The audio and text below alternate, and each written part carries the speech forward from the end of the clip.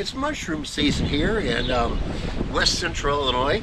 So for all of you that can't get out, don't have woods nearby, maybe you don't want to brave the ticks, or you've moved from the area and it's just a nostalgic memory, let me start with the nature clip part of this devotion with my family's little trip out mushrooming last night.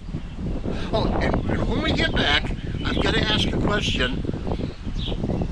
Is there anything that you are just so obnoxious about that you create more harm than good? Whoa.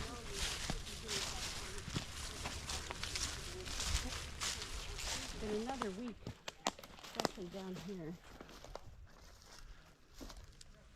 Yeah, he's nice and fresh.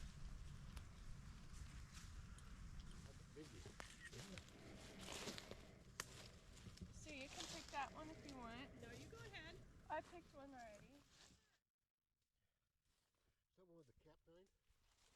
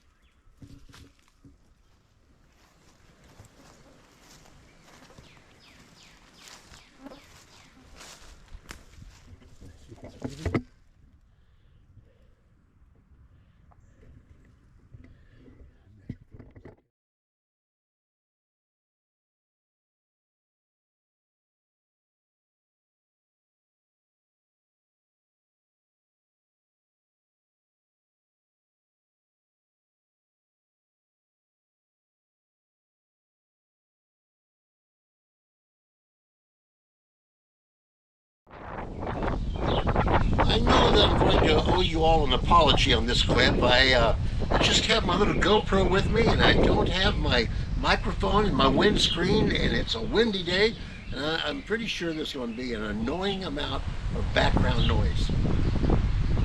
Let's get to today's thought. Have you ever noticed that when a person becomes really passionate about something, somehow or the other when you're with them, every conversation turns to that thing? You know, it could be anything. I like mushrooming.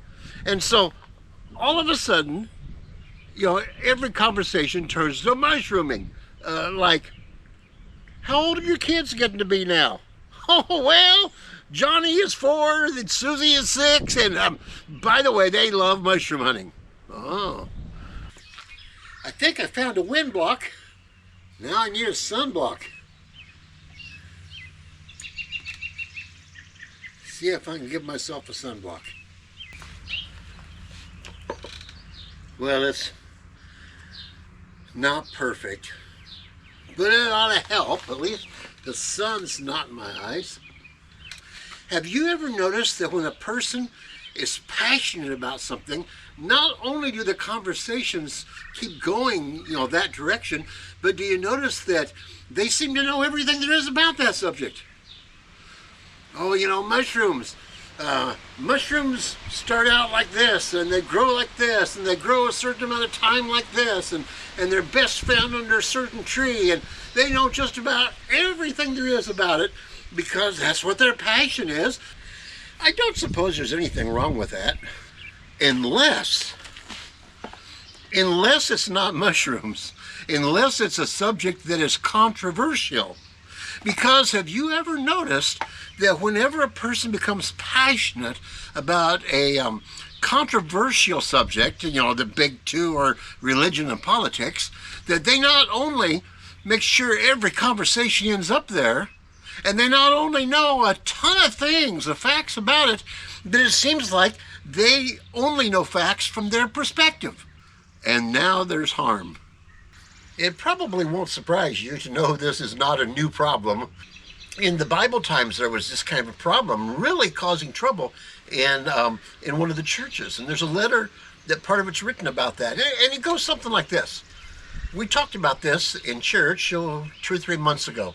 But back in the days before refrigeration, before ice boxes, before good ways to take care of meat, I mean, you could make jerky, I suppose, or salt down a ham, or you could, maybe have fish or something like that that's salted, but, nice, big, juicy steaks. They just didn't keep well. About the only place you could find a good, juicy steak would be at a temple to one of the pagan gods in sacrifice, because people would come in, they would sacrifice a ram or a bull or something like that, and then of course all of it didn't get burned up in the sacrifice, and part of it went back into eating establishments right around where the temple's at, and you could go buy fresh, juicy cuts of meat. There were these early Christians who had grown up with pagan worship of Greek deities and of Roman deities, and when they became Christians and quit sacrificing to the Greek gods, they felt kind of squeamish about this meat, and they wouldn't eat any place around it because it just reminded them of that sacrifice, and they thought they were demonic. Where other people that didn't have that background, they thought a steak's a steak no matter what, and they got into big fights about it. And of course they knew their position, and they would end up hurting each other. I don't mean physically hurting, I mean spiritually, emotionally, relationally, hurting each other over this juicy piece of steak. I'm going to read today from 1 Corinthians, Paul's first letter to the church at Corinth, chapter 8, about this very subject. And when I read this little paragraph, I want you to substitute, not food sacrificed to idols, I want you to substitute your political party, your religious views, or whatever it is that turns you into obnoxious. Okay, here's Paul writing. In your letter, you asked me about food offered to idols, or about your political party, or about the way people ought to do this thing in church. Now, all of us know something about this subject. I mean, we know politics, we know religion, so do you. We may know different things than you know. But knowledge makes us proud of ourselves. We know so much, and we sort of have a glow when we win an argument. While love makes us helpful to others. It's kind of a balance there. It's like you can't be proud and arguing and winning your points and still being helpful. In fact, whoa, here comes the big guns. In fact, people who think they know so much don't know anything at all. It's just about time to leave, and in a few days we'll be back worshiping together again this Sunday at church. So before I leave you, let me leave you with a question, and that question is, what is there in your life that you are so passionate and knowledgeable about that it seems like you're always in an argument with somebody about that subject? And the second question is